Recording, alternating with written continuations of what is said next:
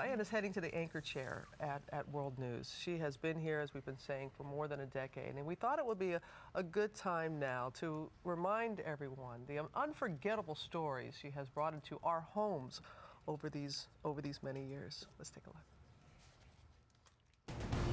Good morning to all of you. I'm Diane Sawyer in Kabul, Afghanistan on this March 9th around the world. We're here in Istanbul, Turkey. I made it here. Good morning from Jerusalem. I'm here in Kalak, Thailand. From Denver, Colorado. From Baghdad, Mexico City. Good morning, America. I'm Diane Sawyer on the South Lawn of the White House. It is the 9th day of war, and good morning to all of you overseas. I'm Diane Sawyer, and we're standing here looking at a stage that's right out of Star Wars. Good morning, America. From Baghdad, I'm Diane Sawyer. We are in Saudi Arabia, where, by the way, women wear the abaya. Good morning again from Iran. I'm Diane Sawyer. And good night to you here in Thailand. Diane Sawyer here at the Republican National Convention in St. Paul, Minnesota. This is one of the rarest things you can ever see in journalism. It is a visa into North Korea. It is amazing to say live to you this morning, good morning, America, from Pyongyang, North Korea.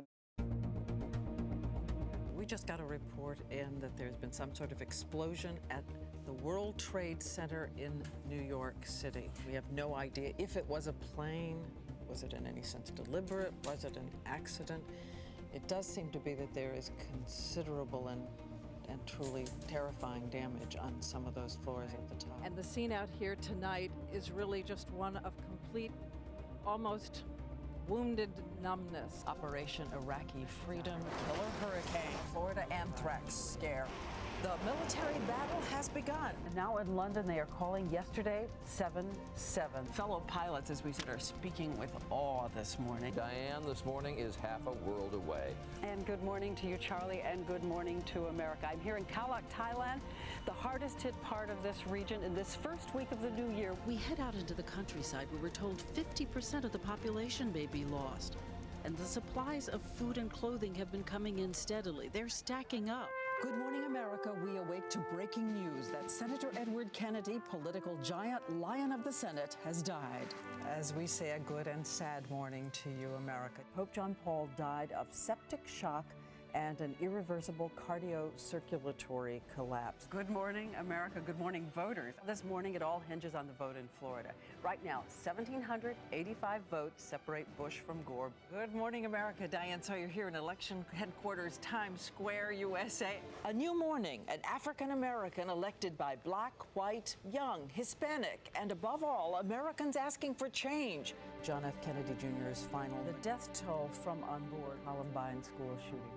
Robin and I say good morning to you live from Virginia Tech this morning. When your little brother goes off to college, this is the last thing you could possibly fathom, not is? Yeah, I just wanted him to go and do well because he was so happy to go. I mean, he loved anyone that he ever met. He loved children. If you needed help, he was there to help you. We can only send you our love this morning, and we do. Thank you both. Thank you. Thank you. And we'll go now back to Sam.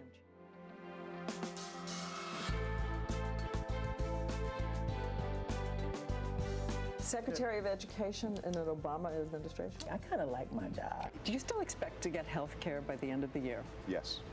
Absolutely. Absolutely. So tell me I'm not hallucinating. You're hallucinating. You are President Bush, and you I are was. George Clooney. He still is. I was. I'm barely.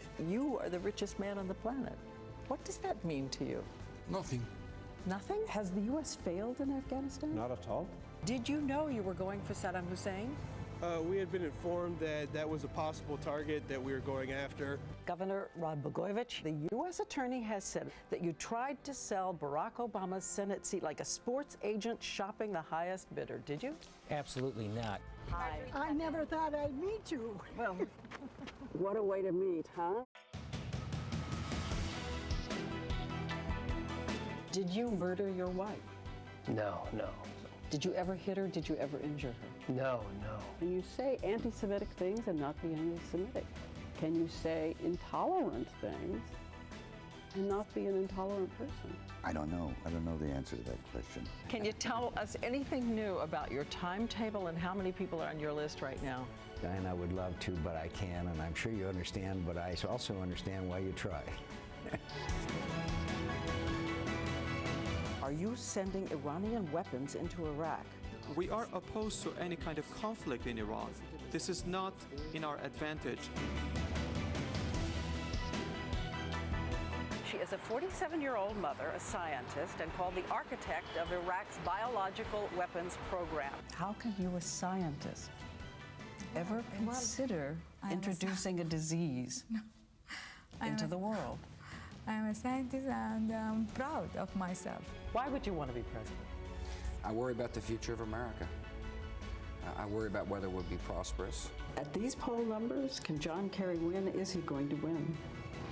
I think so, but it's very close. Forgive me, Reverend Falwell, if your use of the word misstatement defies credulity here. And I want to make sure that this is not about religion. Well, this is not about religion because a lot of people who take their faith seriously, as do I. It's different when a woman shows that kind of emotion and a man does. Well, you know, men do it all the time. You know, I'm a person, much to some people's surprise. Did the Bush administration drop the ball on resourcing the war in Afghanistan? Well, I think we got to look at it in a more sophisticated way. By next year, will we be out of the auto business? I think it's going to take longer than that, just to be honest and realistic. 2 years? 3? 4? We're going to get out as soon as we can. I'm just trying to ask, and these are supporters, people who believed in the war, who've asked the question. Well, you can keep asking the question, and my answer is going to be the same. Saddam was a danger, and the world is better off because we got rid of him. What would it take to convince you he didn't have weapons of mass destruction? Saddam Hussein was a threat, and the fact that he is gone means America is a safer country.